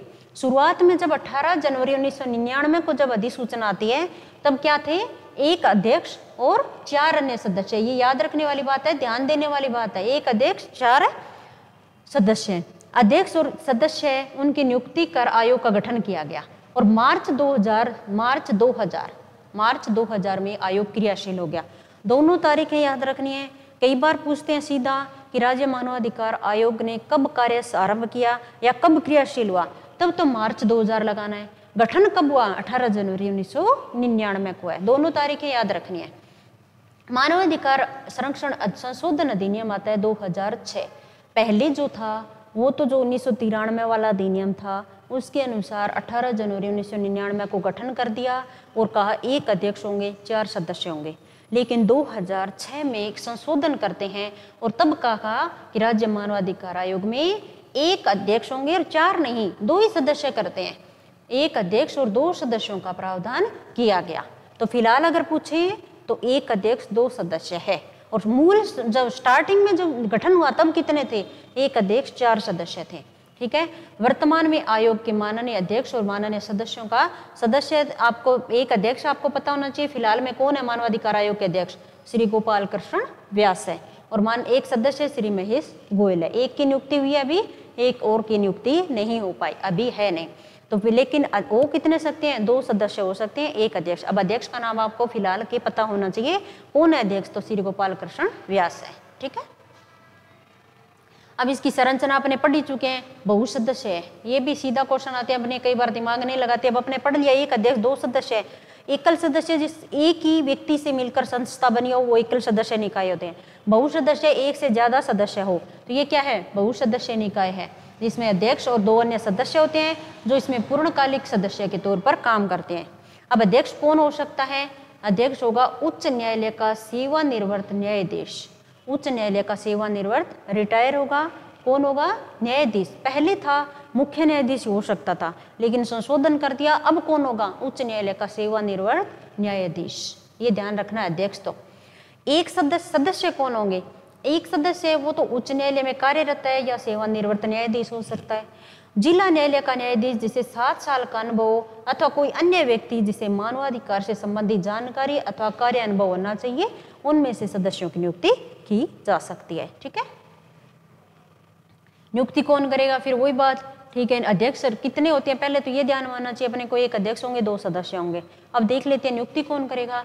तो नियुक्ति करेगा राज्यपाल, लेकिन अपने मन से नहीं करेगा। राज्यपाल क्या करेगा? मुख्यमंत्री के नेतृत्व में एक समिति होगी, समिति सिफारिश करेगी, तब नियुक्त करेगा राज्यपाल। अब फिर समिति का नाम आते ही अपने को पता होना चाहिए कि उस समिति में सदस्य कौन कौन हो सकते हैं, ध्यान रखना। तो समिति का अध्यक्ष होगा वो तो होगा राज्य का मुख्यमंत्री। कौन होगा? मुख्यमंत्री। एक विधानसभा का अध्यक्ष, राज्य का गृह मंत्री, राज्य का गृह मंत्री। विधानमंडल के दोनों सदन, विधानसभा है या विधान परिषद है, उसमें विपक्ष का नेता, ये सदस्य आपके होंगे, ठीक है। मुख्यमंत्री, विधानसभा का अध्यक्ष और गृह मंत्री, 3 याद पक्के रखनी है। अब विधानमंडल के दोनों सदन आपने को पता है, राजस्थान में विधानमंडल का एक ही सदन है, वो कौन सा है? राज्य विधानसभा, उसमें विपक्ष का नेता। और अगर किसी में विधान परिषद है तो विधान परिषद में भी विपक्ष का नेता होगा। तो याद रखना है 4 सदस्य, मुख्यमंत्री, विधानसभा अध्यक्ष, गृह मंत्री और विधानसभा में विपक्ष का नेता। राजस्थान में 4 है, किसी अन्य राज्य में विधानमंडल है, दोनों सदन है, वहां 5 सदस्य होंगे। सारे सदस्यों के नाम याद रखना है। सीधा क्वेश्चन आता है, राज्य मानवाधिकार परिषद के गठन के संदर्भ में नियुक्त जो समिति होती है उसके सदस्य कौन कौन हो सकते हैं, या उसमें सदस्य कौन व्यक्ति सदस्य नहीं है, आपको क्लियर पता होना चाहिए। मुख्यमंत्री अध्यक्ष होगा, विधानसभा अध्यक्ष है और राज्य का गृह मंत्री और विधानसभा का विपक्ष का नेता होगा, वो सदस्य होंगे। ये 4 लोग मिलकर के सिफारिश करेंगे, तब जाके राज्यपाल इनकी नियुक्ति करेंगे, ठीक है। अब अध्यक्ष और सदस्यों का कार्यकाल 3 वर्ष अथवा 70 साल की आयु, 3 वर्ष अथवा 70 वर्ष की आयु जो भी पहले हो था, जो भी पहले हो वो उसका कार्यकाल होगा। यहाँ 3 और 70 याद रखना है, ठीक है। 70 वर्ष या 3 साल। अपने कार्यकाल की समाप्ति के बाद इसके अध्यक्ष और अन्य सदस्य केंद्र सरकार या राज्य सरकार के अधीन किसी नियोजन के पात्र नहीं होंगे, यानी कहीं भी इनको नियुक्ति नहीं की जा सकती, ठीक है।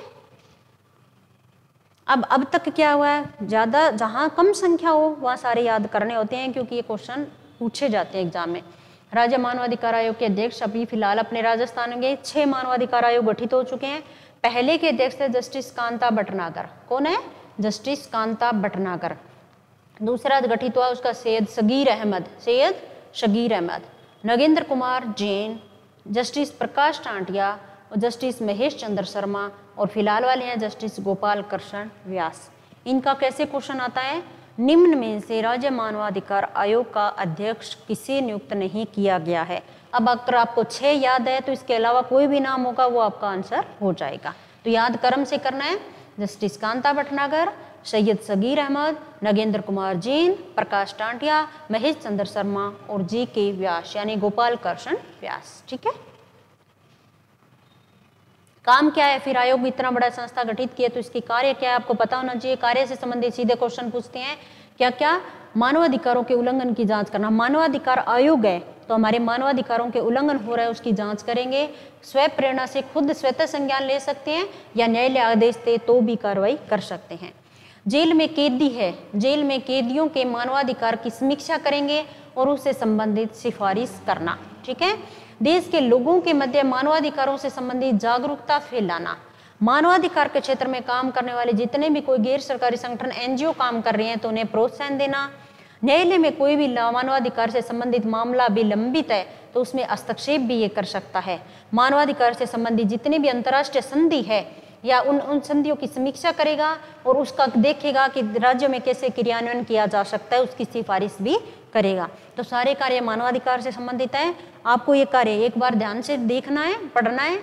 सीधा कार्य आएगा निम्न में से मानवाधिकार आयोग का कार्य कौन सा नहीं है, आपको पता होना चाहिए। जेल में कैदियों के मानवाधिकार की समीक्षा करता है, मानवाधिकार के उल्लंघन की जांच करता है, लोगों को जागरूक करता है, और जो गैर सरकारी संगठन न्यायालय जो मानवाधिकार से संबंधित काम करे उन्हें प्रोत्साहन करता है। और न्यायालय में अगर कोई बहुत ज्यादा लंबित मामले पड़े मानवाधिकार से संबंधित तो उनमें हस्तक्षेप भी करता है। और जितने भी अंतर्राष्ट्रीय संधि या समझौते हैं उनके पहले खुद समीक्षा करेगा, फिर सिफारिश करेगा कि देश में या राज्य में से कैसे लागू किया जा सकता है। ठीक है।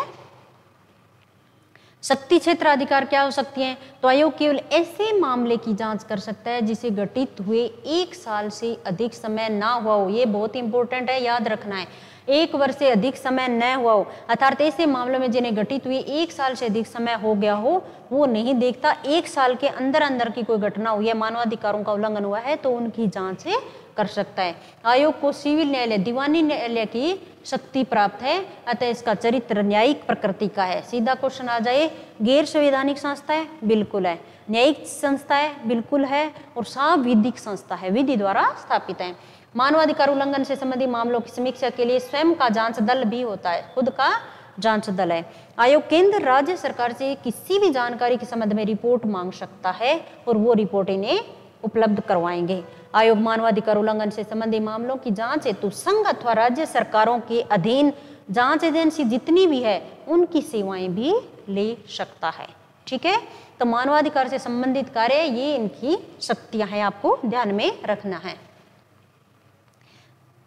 निष्कासन की प्रक्रिया वही है, उनको हटा कैसे सकते हैं? तो दिवालिया हो, कार्यकाल के दौरान किसी लाभ के पद पर हो, मानसिक शारीरिक रूप से काम करने में अस्वस्थ हो गए हो, न्यायालय द्वारा किसी अपराध में दोषी पाए गए हो तो उन्हें हटाया भी जा सकता है। राष्ट्रपति द्वारा आयोग के अध्यक्ष और सदस्यों को कौन हटाएगा? राष्ट्रपति। आयोग के अध्यक्ष सदस्यों को कदाचार व क्षमता के आधार पर भी हटाया जा सकता है, किंतु इस स्थिति में उच्चतम न्यायालय द्वारा जांच होने पर तथा आरोप के सही पाए जाने पर उच्चतम न्यायालय की सलाह से राष्ट्रपति द्वारा अध्यक्ष सदस्यों को उनके पद से हटाया जा सकता है। तो ये राज्य मानवाधिकार आयोग है, आपको एकदम क्लियर हो गया। नियुक्ति कौन करते हैं? एक अध्यक्ष, स्टार्टिंग में एक अध्यक्ष 4 सदस्य थे, फिर संशोधन होता है 2006 में, तब एक अध्यक्ष और 2 सदस्य करते हैं, फिर आगे संशोधन भी होता है, फिर इसका अध्यक्ष कौन बनता है ये आपको पता होना चाहिए। उच्च न्यायालय का सेवानिवृत्त न्यायाधीश, पहले मुख्य न्यायाधीश होता था लेकिन अब क्या है? सेवानिवृत्त न्यायाधीश है। 2 सदस्य याद रखने हैं और इनकी नियुक्ति कौन करता है ये सारा आपको बता दिया गया।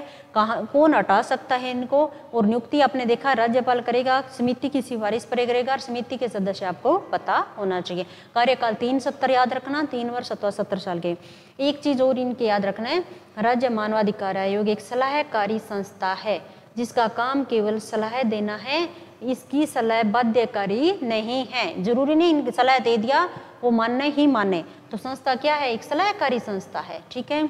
दूसरी कि इनको दंड देने का ऐसा मतलब ये नहीं कि दंड दे सकता है, कोई जुर्माना लगा सकते हैं, वो इसके पास शक्तियां नहीं है। ये 2 बातें आपको ध्यान में रखनी है। अब तीसरी संस्था अपने करते हैं सूचना आयोग, राज्य सूचना आयोग क्या है देखते हैं।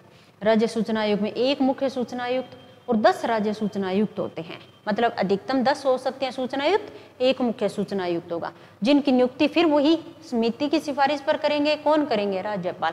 अब अपने सारी संस्थाएं हैं उनमें समिति आ रही है, अब क्या करेंगे? कुछ पूछेंगे तब अपने को लगता है कि कौन सी समिति का हिस्सा कौन व्यक्ति हो सकता है। यहाँ भी समिति आई है, मानवाधिकार आयोग में भी है, तो समिति की सिफारिश पर राज्यपाल द्वारा नियुक्ति की जाएगी। फिर समिति के सदस्य देखेंगे, एक अध्यक्ष होगा, समिति का अध्यक्ष वो तो राज्य का मुख्यमंत्री होगा। ये तो कॉमन बात है, मानवाधिकार आयोग में भी सेम बात थी, अध्यक्ष है कौन होगा? मुख्यमंत्री होगा।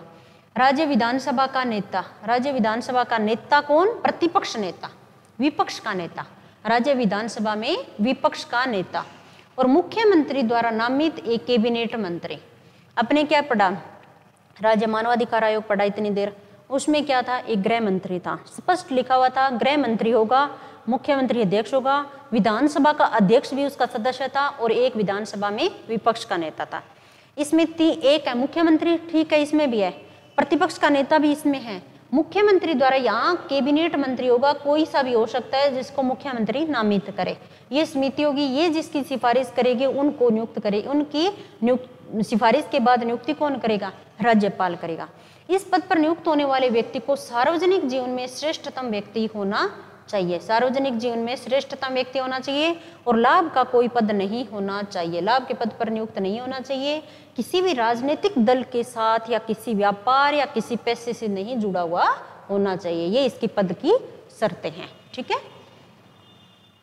कार्यकाल सेवा देख लेते हैं। वही राज्य मुख्य सूचना आयुक्त, राज्य सूचना आयुक्त के पास 5 साल की अवधि या 65 साल की आयु, 5 साल की अवधि या 65 साल की आयु जो भी पहले हो तक पद पर रह सकते हैं, पुनर्नियुक्ति के पात्र नहीं होते, पुनर्नियुक्ति के पात्र नहीं होते। तो सबके कार्यकाल है, कार्यकाल का एक पेज पे सबके कार्यकाल लिख लेना और उनकी नियुक्ति का कौन करता है वो समितियों के नाम में या राज्यपाल जिनकी नियुक्ति करता है, हटाने की प्रोसेस क्या वो एक पेज पे। तो आप ऐसा सारी संस्थाओं को पढ़ने के बाद आप लिख सकते हो ताकि बाद में रिवीजन करें तो आसान रहे। ठीक है, तो नियुक्ति पुनर्नियुक्ति के पात्र नहीं होते हैं।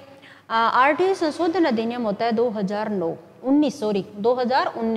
2019 में इस अधिनियम में संशोधन किया जाता है। क्या संशोधन, कि राज्य सूचना आयुक्त का कार्यकाल और वेतन भत्ते केंद्र सरकार तय करेगी।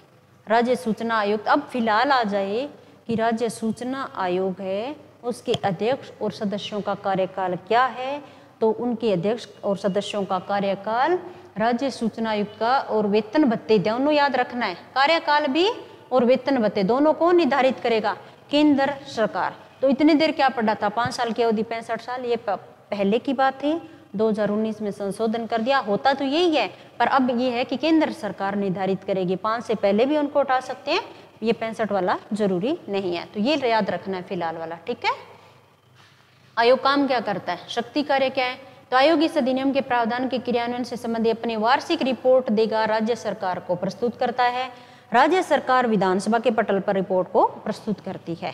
यदि कोई उचित आधार मिलता है तो राज्य सूचना आयोग किसी भी मामले में जांच का आदेश दे सकता है। ठीक है, आयोग के पास लोक प्राधिकरण द्वारा अपने निर्णय के अनुपालन को सुरक्षित करने का अधिकार है। यह आयोग का कर्तव्य है कि किसी व्यक्ति से प्राप्त शिकायत की पूछताछ करे। ठीक है, ये राज्य सूचना आयोग के नॉर्मल से आपको थोड़ा थोड़ा ध्यान रखना है। वार्षिक रिपोर्ट किसे देता है, तो राज्य सरकार को देंगे, राज्य सरकार विधानसभा के पटल पर रखवाएगी, जांच का आदेश दे सकता है, क्या दे सकता है, बिल्कुल अनुपालन, अपने निर्णय के अनुपालन को सुरक्षित भी रख सकता है और शिकायत की पूछताछ भी कर सकता है, किसी व्यक्ति से प्राप्त शिकायत है उसकी पूछताछ कर सकता है। एक शिकायत की जांच के दौरान आयोग से किसी भी रिकॉर्ड की जांच कर सकता है जो लोक प्राधिकरण के नियंत्रण में है, इस तरह के रिकॉर्ड को किसी भी आधार पर रोका नहीं जा सकता। जांच करते समय आयोग के पास निम्नलिखित मामलों में सिविल न्यायालय की शक्ति है। कह दे राज्य सूचना आयोग के पास न्यायालय की शक्ति है, तो सिविल न्यायालय की शक्ति है। क्या है, गवाह है या दस्तावेज है, किसी मामले अन्य मामलों जिसका निर्धारण किया जा सकता है कि पूछताछ के लिए समन जारी कर सकता है। अगर उसको अपने कार्रवाई के दौरान किसी गवाह की जरूरत पड़ गई, कोई दस्तावेज मंगाने हो तो उनको समन जारी कर सकता है। लोगों को बुलाना हो या उन्हें उपस्थित होने के लिए कहना हो, उन्हें सही मौखिक या लिखित सबूत का प्रपत्र देना हो, वह दस्तावेज या अन्य चीजों को उनके सामने प्रस्तुत करना हो तो ये करवा सकता है। शपथ पत्र पर साक्ष्य भी प्राप्त करना, किसी भी अदालत या कार्यालय से कोई भी सार्वजनिक रिकॉर्ड प्राप्त करने के लिए ये समन जारी कर सकता है। जब एक लोक प्राधिकरण इस अधिनियम के प्रावधान का पालन नहीं करता है तब आयोग इस पालन को सुनिश्चित करने के लिए सिफारिश भी कर सकता है। ये कार्य नहीं कर रहा है तो इसके संबंध में वो सिफारिश राज्य सरकार को भी कर सकता है। तो ये ध्यान में रखना, इसकी कार्य संबंधित क्वेश्चन कम भी बनने के चांसेस है। मानवाधिकार वालों के कार्य वो ज़्यादा पूछने जाने की संभावना रहती है, फिर भी आपको थोड़ा थोड़ा पता होना चाहिए कि काम करता क्या है ये। ठीक है, राजस्थान की बात करें तो गठन कब हुआ, ये वेरी इंपॉर्टेंट है, 18 अप्रैल 2006 को। 18 अप्रैल 2006 को, क्योंकि अपने को पता है सूचना का अधिकार अधिनियम कब आता है, 2005 में आता है।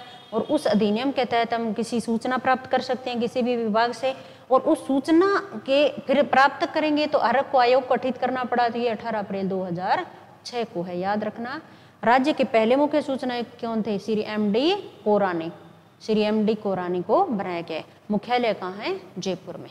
जयपुर में इसका मुख्यालय है। ठीक है, तो ये आपको ध्यान में रखना है। 18 अप्रैल 2006 एम.डी. कोरानी। तो हो गया राज्य सूचना आयोग। अब एक बहुत ही इंपॉर्टेंट है लोकायुक्त। लोकायुक्त आपके सिलेबस में है। राजस्थान में लोकायुक्त पढ़ते हैं, इसके मुख्य मुख्य बिंदु देखेंगे अपने। राजस्थान लोकायुक्त उपलोकायुक्त अधिनियम है 1973। ये अधिनियम याद रखना है, पहला क्वेश्चन तो यही है। अधिनियम 1973 द्वारा राजस्थान के मंत्रियों, सचिवों, राजकीय प्रतिष्ठान के अध्यक्ष, स्वायत्त शासन संस्था के अध्यक्ष, उपाध्यक्ष, इनके खिलाफ भ्रष्टाचार से संबंधित कोई शिकायत है उनकी जांच करने के लिए उच्च स्तरीय वैधानिक स्वतंत्र संस्थान है। हम एक एक चीज को देखेंगे कि किसके खिलाफ जांच कर सकता है लोकायुक्त, किसके खिलाफ जांच नहीं कर सकता। ठीक है, अब पहली बात ये देख लेते हैं कि राजस्थान में लोकायुक्त है, तो राजस्थान में पहला लोकायुक्त कौन था? न्यायमूर्ति I.D. दुआ। I.D. दुआ राजस्थान के पहले लोकायुक्त थे। वही बात सेम सारी संस्थाओं की बात तो कॉमन ही है। लोकायुक्त है किस अधिनियम के तहत गठित हुआ, नियुक्ति कौन करता है, वो हटा कौन सकता है, शपथ कौन दिलवाता है, सेम बात होती है। पर अपने को सारी संस्थाएं उनके अलग अलग है, तो अलग अलग अपने को करना होगा। लोकायुक्त की नियुक्ति कौन करेगा? राज्यपाल करेगा। ठीक है, कौन करेगा? राज्यपाल। राज्य मानवाधिकार आयोग के राज्यपाल, राज्य सूचना आयोग की राज्यपाल नियुक्ति तो कर रहा है, लेकिन वो समितियों की सिफारिश पर कर रहा है। यहाँ भी करेंगे। राजस्थान में लोकायुक्त मुख्यमंत्री, नेता प्रतिपक्ष, हाईकोर्ट के मुख्य न्यायाधीश की सलाह के बाद राज्यपाल द्वारा की जाती है। 3 संस्थाएं देखो, राजस्थान लोक सेवा आयोग तो एक संवैधानिक संस्था थी, उसकी नियुक्ति में कोई समिति की जरूरत नहीं थी। लेकिन आगे अपने तीसरी संस्था ये कर रहे हैं, उनमें हर में राज्यपाल नियुक्ति करता है, लेकिन समिति है। समिति में थोड़े से सदस्य थोड़े बहुत चेंज है। यहाँ याद रखना है कि उच्च न्यायालय का न्यायाधीश अगर कोई समिति में आया है तो वो लोकायुक्त वाली समिति में है। हाईकोर्ट का मुख्य न्यायाधीश, नेता प्रतिपक्ष तीनों में आए हैं, मुख्यमंत्री भी तीनों में है। ठीक है, ये ध्यान में रखना है। अब हाईकोर्ट का सेवानिवृत्त मुख्य न्यायाधीश या सुप्रीम कोर्ट का सेवानिवृत्त न्यायाधीश को लोकायुक्त नियुक्त किया जा सकता है। इनका दायरा है। लोकायुक्त किसे नियुक्त किया जा सकता है? या तो उच्च न्यायालय का सेवानिवृत्त मुख्य न्यायाधीश होगा, या उच्चतम न्यायालय का सेवानिवृत्त न्यायाधीश होगा, उसे नियुक्त किया जा सकता है। अपने राज्य मानवाधिकार आयोग में पढ़ा, कौन अध्यक्ष हो सकता है? उच्च न्यायालय का सेवानिवृत्त न्यायाधीश हो सकता है। ठीक है, तो ये आपको यही क्वेश्चन बनते हैं, यहीं से है। कार्यों के बजाय क्वेश्चन जहां बनते हैं वो ये बनते हैं, ये आपको ध्यान में होने हैं, रखने हैं, याद कर लेना इसको। अब कार्यकाल, राजस्थान में लोकायुक्त का कार्यकाल 5 वर्ष का था, जिसे मार्च 18 में सरकार ने बढ़ा के 8 साल कर दिया। लेकिन जुलाई 19 में लोकपाल उपलोकायुक्त कानून में संशोधन किया और वापस 8 से घटाकर 5 कर दिया। अब आपको कार्यकाल याद रखना है 5 वर्ष अथवा 65 साल की आयु। अब का कार्यकाल 5 वर्ष 65 है, बीच में 5 से 8 साल किया गया था, लेकिन वापस से 5 कर दिया गया, तो 5 अथवा 65। क्या वो पुनर्नियुक्त हो सकते हैं? बिल्कुल नहीं हो सकते, वो पुनर्नियुक्ति के पात्र नहीं होते। ठीक है, राजस्थान के प्रथम एकमात्र उपलोक, अपने राजस्थान के पहले लोकायुक्त तो कर लिया I.D. दुआ, एक उपलोकायुक्त भी नियुक्त हुआ है, लेकिन वो एक ही बार है, उसके बाद उपलोकायुक्त नहीं नियुक्त हुए। एक ही बार, प्रथम भी वही है, एकमात्र भी वही है। कौन? श्री K.P.U. मेनन। K.P.U. मेनन पहले और एकमात्र उपलोकायुक्त थे। ठीक है, अब इनका हटाने का आधार प्रक्रिया भी देख लेते हैं। हटाने की प्रक्रिया क्या है? वही कदाचार है। समर्थता की स्थिति में लोकायुक्त और राज्यपाल द्वारा हटाया जा सकता है। लोकायुक्त वेतन हाईकोर्ट के मुख्य न्यायाधीश के समान होता है। यहाँ लाइन में ध्यान में दी होगी आपने। अब तो अपने कंटिन्यू जब करते हैं तो पता भी चल जाता है कि अब किसके बारे में बात की जा रही है, कौन हटाएगा और कौन नियुक्त। यहाँ देखो, कदाचार असमर्थता की स्थिति में हटाएगा कौन? राज्यपाल। ठीक है, पीछे क्या था वो आपने समझ आ गया होगा अब तक आपको ना। प्रतिवेदन अब अपने लोकायुक्त नियुक्त करेंगे तो ये अपनी रिपोर्ट भी देते होंगे, तो किसको रिपोर्ट देंगे? प्राप्त शिकायत और निराकरण के संबंध में की गई कार्रवाई से माननीय राज्यपाल को अवगत करवाने के लिए लोकायुक्त प्रति वर्ष उन्हें एक प्रतिवेदन देते हैं। आवश्यक होने पर शिकायतकर्ता को सूचित कर विशेष प्रतिवेदन भी भेजा जाता है। माननीय राज्यपाल लोकायुक्त से प्राप्त विशेष प्रतिवेदन और वार्षिक प्रतिवेदन राज्य विधानसभा के पटल पर है। सिंपल याद रखना है, लोकायुक्त अपनी रिपोर्ट किसे देते हैं? राज्यपाल को। हर साल देते हैं क्या? बिल्कुल हर साल। राज्यपाल राज्य विधानसभा में रखवाता है, इतनी बात है इसमें। ठीक है, लोकायुक्त का पद रिक्त होने पर उप लोकायुक्त तथा उप लोकायुक्त का पद रिक्त होने पर लोकायुक्त कार्यों का निर्वहन करता है। लेकिन राजस्थान में तो एकमात्र उप लोकायुक्त नियुक्त हुए हैं, बाकी उप लोकायुक्त का पद खाली है, नहीं नियुक्ति हुई है। ठीक है, अगर दोनों का पद नियुक्त रिक्त है, मान लो दोनों ही है ही नहीं कार्य पर, तो कौन करेगा? तो राज्यपाल क्या करेगा? हाईकोर्ट के मुख्य न्यायाधीश से सलाह लेगा और हाईकोर्ट के ही किसी न्यायाधीश को लोकायुक्त का कार्यभार सौंप देगा। ठीक है, मुख्य न्यायाधीश से परामर्श करके वर्तमान में कार्यरत कोई न्यायाधीश है उनको ये कार्य सौंप सकते हैं, अगर लोकायुक्त उप लोकायुक्त दोनों का पद किसी वजह से खाली पड़ा है तब। ठीक है, अब ये बहुत इंपॉर्टेंट है, क्वेश्चन यहीं से बनते हैं कि किसके खिलाफ शिकायत की जांच कर सकता है? लोकायुक्त निम्नलिखित के विरुद्ध शिकायत की जांच करने का अधिकार रखते हैं। किन किन के खिलाफ रखनी है? आपको एक एक चीज ध्यान में रखनी है। राज्य के सारे मंत्री, राज्य के सभी मंत्री, कोई भी लोक सेवक, राज्य का कोई भी लोक सेवक है, उनके खिलाफ शिकायत प्राप्त होती है तो लोकायुक्त जांच करेगा और राज्य के सारे मंत्री इसके दायरे में आते हैं। जिला प्रमुख, उप जिला प्रमुख, पंचायत समितियों के प्रधान, उप प्रधान, नगर निगम के महापौर, उप महापौर, स्थानीय प्राधिकरण, नगर परिषद, नगर पालिका के अध्यक्ष, उपाध्यक्ष और नगर विकास न्यास यूआईटी के अध्यक्ष। इनको बस याद इतना करना, आपको अपने स्थानीय स्वशासन पढ़ा हुआ है। पंचायती राज है, पंचायती राज की त्रिस्तरीय निकाय है, 3 स्तरीय, ग्राम पंचायत और पंचायत समिति और जिला परिषद। ऐसे नगरीय निकाय 3 है, नगर परिषद, नगर पालिका, नगर परिषद और नगर निगम। ठीक है, यहाँ से आपको समझ आ रहा होगा, ये जिला परिषद के दोनों है, जिला प्रमुख और उप जिला प्रमुख, ये पंचायत समिति के। तो जो स्थानीय स्वशासन पंचायती राज है उसके ऊपरी 2 सतर, निचला नहीं करना है, सरपंच पंच पे नहीं होती। पंचायत समिति, ग्राम पंचायत को छोड़ दो, ऊपरी दोनों पंचायत समिति और जिला परिषद, दोनों के प्रमुख, उप प्रमुख और प्रधान, उप प्रधान शिकायत के दायरे में आते हैं। फिर नगरीय निकाय में आ जाओ, नगर निगम, महापौर, उप महापौर, नगर परिषद, नगर पालिका के अध्यक्ष, उपाध्यक्ष, इनकी तीनों स्तर है, तीनों स्तर के प्रमुख है, दोनों अध्यक्ष उपाध्यक्ष दोनों इसकी जांच के दायरे में आते हैं। एक नगर विकास न्यास यूआईटी के अध्यक्ष हो जाएंगे और सारे मंत्री और राज्य का कोई भी लोक सेवक। तो आपको यहाँ तक याद रखना है कौन कौन दायरे में है। अगर ये पद आपको पता है तो कौन इसके दायरे में नहीं आता वो अपने आसानी से कर सकते हैं। तो समझ आया कौन? राज्य के सारे मंत्री और सारे लोक सेवक। फिर अपने देखते हैं जिला परिषद। देखा, जिला परिषद का कौन होता है? प्रमुख, उप प्रमुख होता है। पंचायत समिति का कौन होता है? प्रधान, उप प्रधान होता है। जो पंचायती राज के तो 2 ही स्तर यहाँ कवर गए, तीसरा स्तर नहीं आया। निम्न जो लास्ट है ग्राम पंचायत का, वो इसके अधिकार क्षेत्र में नहीं आता। अब नगरीय निकाय में देखें तो 3 निकाय होती है, नगर पालिका, नगर परिषद, नगर निगम। तीनों के जो अध्यक्ष उपाध्यक्ष को अलग अलग नाम से बोलते हैं, लेकिन तीनों के जो प्रमुख उप प्रमुख है वो इसके दायरे में आते हैं। एक याद रखना है, नगर विकास न्यास यूआईटी का अध्यक्ष भी इसके दायरे में आता है। ठीक है, अब फिर किसके खिलाफ जांच नहीं कर सकते? तो अगर आप जिसके खिलाफ जांच कर सकते हैं वो याद कर लिया तो ये क्वेश्चन अपने आप हो जाएगा, लेकिन फिर भी अपने एक बार देख लेते हैं। न्यायालय से संबंधित कोई भी व्यक्ति इसके जांच के दायरे में नहीं आता। तो उच्च न्यायालय का मुख्य न्यायाधीश या अन्य न्यायाधीश अथवा संविधान के अनुच्छेद 236 के खंड 6 में यथा परिभाषित जितने न्यायिक सेवा के सदस्य इसके दायरे में नहीं आते। भारत के किसी भी न्यायालय के अधिकारी कर्मचारी इसके दायरे में नहीं आते। राजस्थान का मुख्यमंत्री इसके दायरे में नहीं आता। याद रखना ये बात, मुख्यमंत्री। महालेखाकार राजस्थान, जो राजस्थान लोक सेवा के अध्यक्ष सदस्य भी इसके दायरे में नहीं आते। मुख्य निर्वाचन आयुक्त हो गया, निर्वाचन आयुक्त अन्य हो गए, प्रादेशिक आयुक्त हो गया, मुख्य निर्वाचन अधिकारी हो गया, वो भी इसके दायरे में नहीं आते। राजस्थान विधानसभा सचिवालय के अधिकारी कर्मचारी इसके दायरे में नहीं आते। सरपंच, पंच, विधायकों के खिलाफ भी शिकायत की जाती है, लेकिन उनके खिलाफ प्रसंज्ञान नहीं लिया जा सकता क्योंकि वे अधिकार क्षेत्र में नहीं है। सरपंच अधिकार क्षेत्र में नहीं है, पंच नहीं है, और विधायकों के खिलाफ भी शिकायत तो हो सकती है लेकिन उनके खिलाफ संज्ञान नहीं लिया जा सकता क्योंकि इसके अधिकार क्षेत्र में ही नहीं आते। सेवानिवृत्त लोक सेवक, अब लोक सेवक जो कार्यरत है उनके खिलाफ जांच हो सकती है, जो रिटायर हो गए उनके खिलाफ कैसे जांच हो सकती है? तो सेवानिवृत्त लोक सेवक इनके अधिकार क्षेत्र में नहीं आते।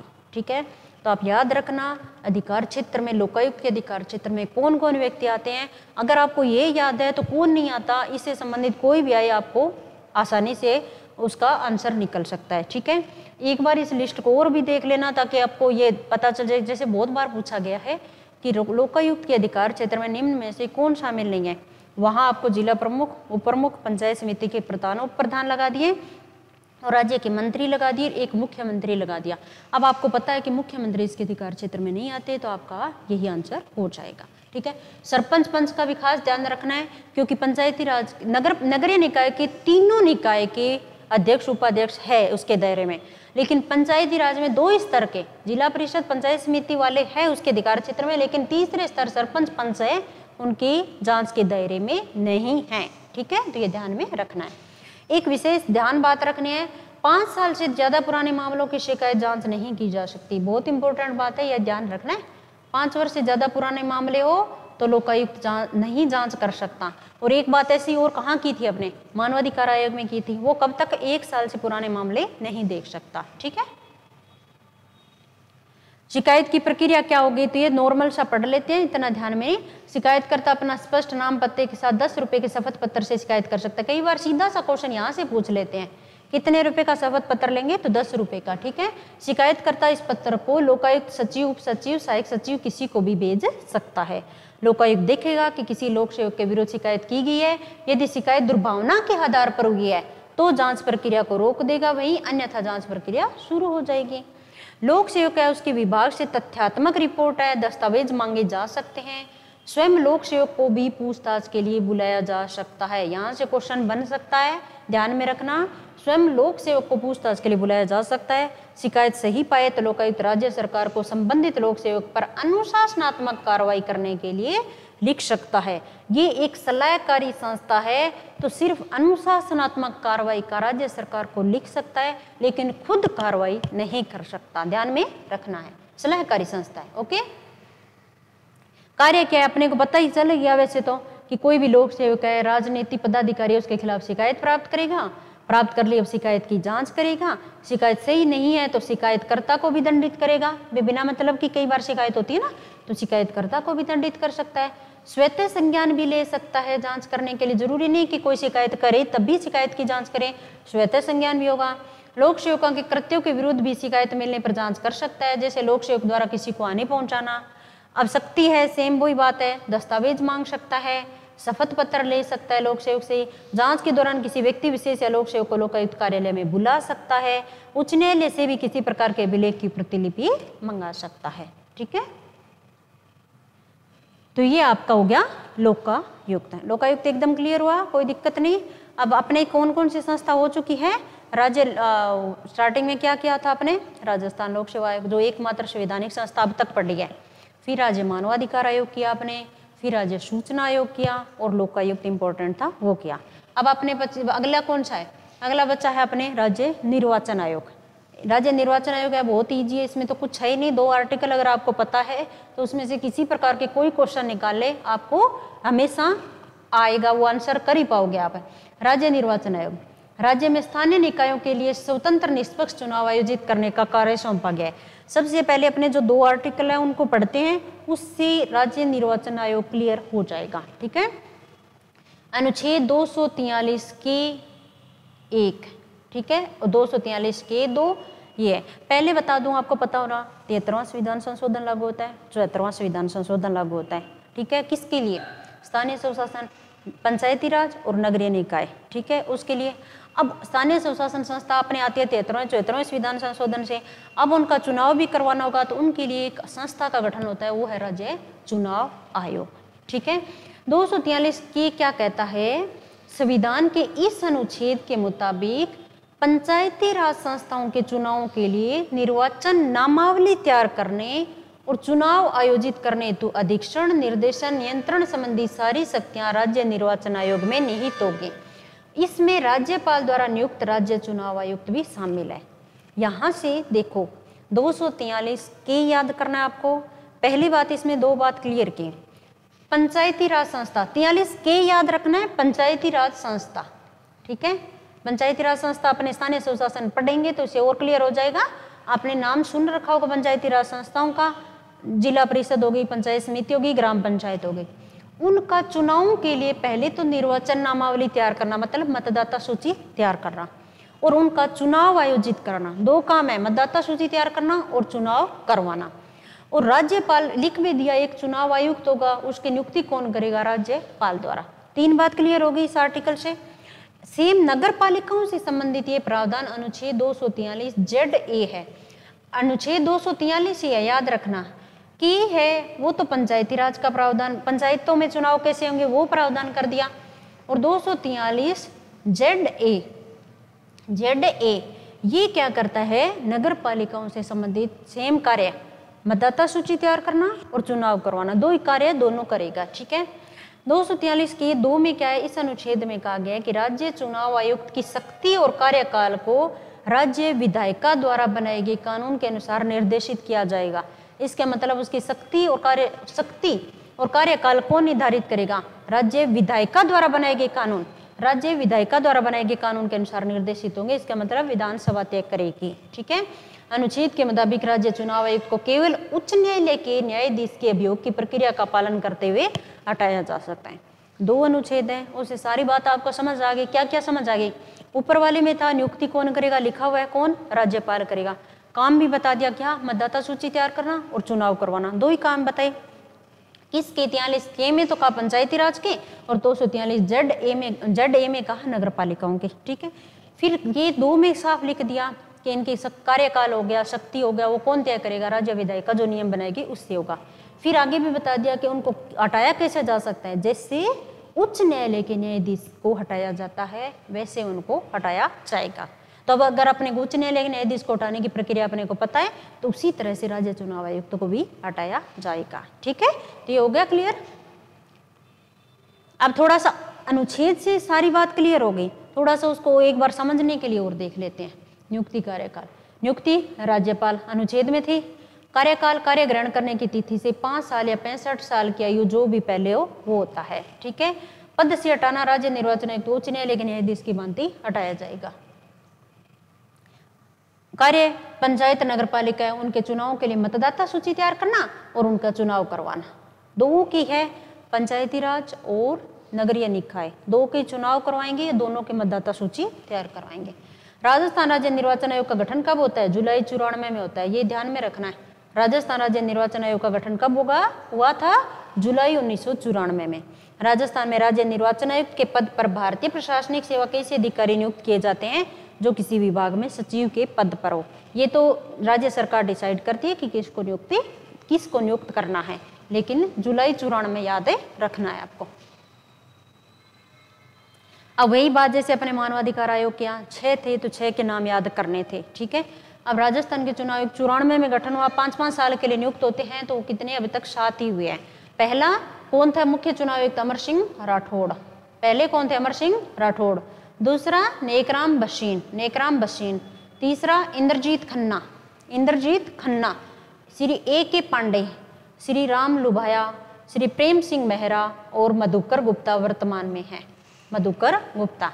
तो ये 7 नाम आपको 7 याद होने चाहिए।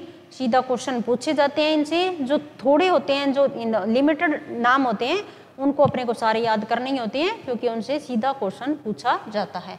अमर सिंह राठौड़, नेकराम बशीन, इंद्रजीत खन्ना, A.K. पांडे, राम लुभाया, प्रेम सिंह मेहरा और मधुकर गुप्ता, ये अब तक राज्य के मुख्य निर्वाचन आयुक्त रहे हैं। ठीक है, ये ध्यान में रखना।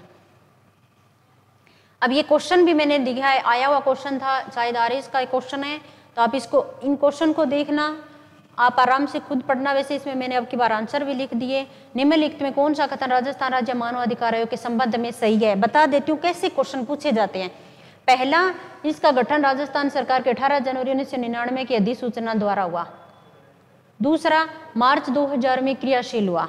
मानवाधिकार संशोधन अधिनियम 2006 के अनुसार आयोग में 1 अध्यक्ष 3 सदस्य है। इसके भूतपूर्व अध्यक्षों में एक उच्चतम न्यायालय के सेवानिवृत्त न्यायाधीश रहे हैं।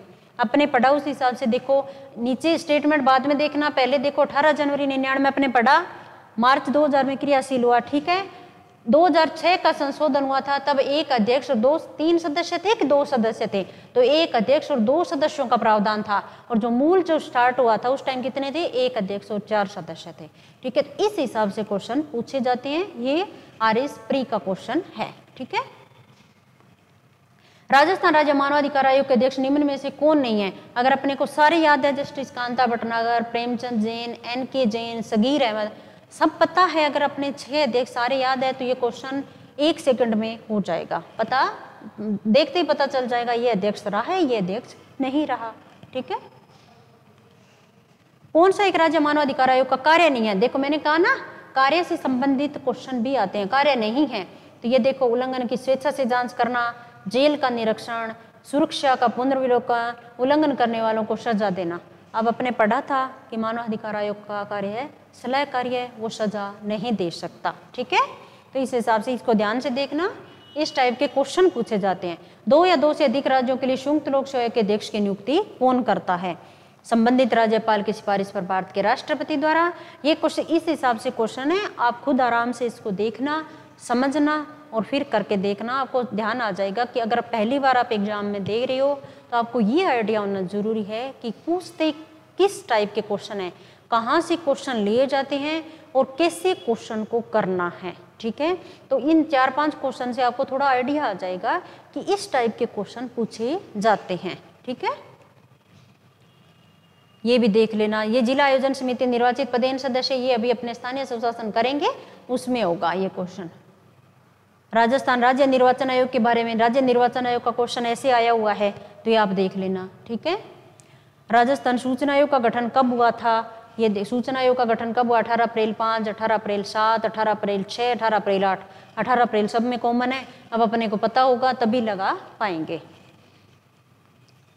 अब राजस्थान लोक सेवा गारंटी अधिनियम, एक लास्ट आज की क्लास का लास्ट टॉपिक है जो करेंगे। आपके ईओ की जो सिलेबस है उसमें लिखा हुआ है राजस्थान लोक सेवा गारंटी अधिनियम 2011। तो इसकी मुख्य क्या है ये देखेंगे आपने। ठीक है, राजस्थान लोक सेवाओं के प्रदान की गारंटी अधिनियम 2011 की धारा 10 की उपधारा 1 द्वारा प्रदत्त शक्ति का प्रयोग करते हुए राज्य सरकार नियम बनाती है। बनाया किसने? राज्य सरकार ने। यह अधिनियम 14 नवंबर 2011 से लागू हुआ। ये क्वेश्चन क्योंकि ये ध्यान में रखना है, सिलेबस का पार्ट है। कब प्रभावी हुआ? तो यहाँ से क्वेश्चन पूछने के चांस ज्यादा है। कब लागू हुआ? 14 नवंबर 2011 को। ये डेट याद रखनी है। क्या उद्देश्य था? लोक प्राधिकारी द्वारा राज्य की जनता को नियत समय सीमा के भीतर सेवाएं प्रदान करना। सिंपल इसका कार्य था कि कुछ इन्होंने विभाग रखे हैं, उन विभागों की ये सेवाएं हैं, उनके संबंध में अगर जनता कुछ सेवा मांगे तो उन्हें सेवा प्रदान करने का दायित्व लोक प्राधिकारी का है। ठीक है, वर्तमान में अधिनियम के तहत 18 विभाग है। ये पूछ सकते हैं, 18 विभाग की 153 सेवाएं हैं। जब स्टार्ट हुआ था तब 15 विभाग थे, 108 सेवाएं थी। अब की पूछ लें तो 18 विभाग है, 153 सेवाएं शामिल है। ठीक है, अधिनियम क्या पूरे राजस्थान में लागू है? तो संपूर्ण राजस्थान में यह अधिनियम लागू है। ठीक है, तो जो मैंने ये अंडरलाइन किए हैं, जो मैंने ये बॉक्स बनाए हैं, वो बहुत इंपॉर्टेंट चीज है, आपको ध्यान में रखनी है। ओके, व्यक्ति सेवा प्रदान करने हेतु संबंधित विभाग को आवेदन करेगा। अब आपको किसी भी विभाग से सेवाएं लेनी है तो आप आवेदन करोगे। विभाग का हर विभाग का एक लोक प्राधिकारी होगा, वो एक रसीद देगा जिसमें सेवा प्रदान करने की समय सीमा भी इतने टाइम में आपको सेवाएं उपलब्ध हो जाएगी।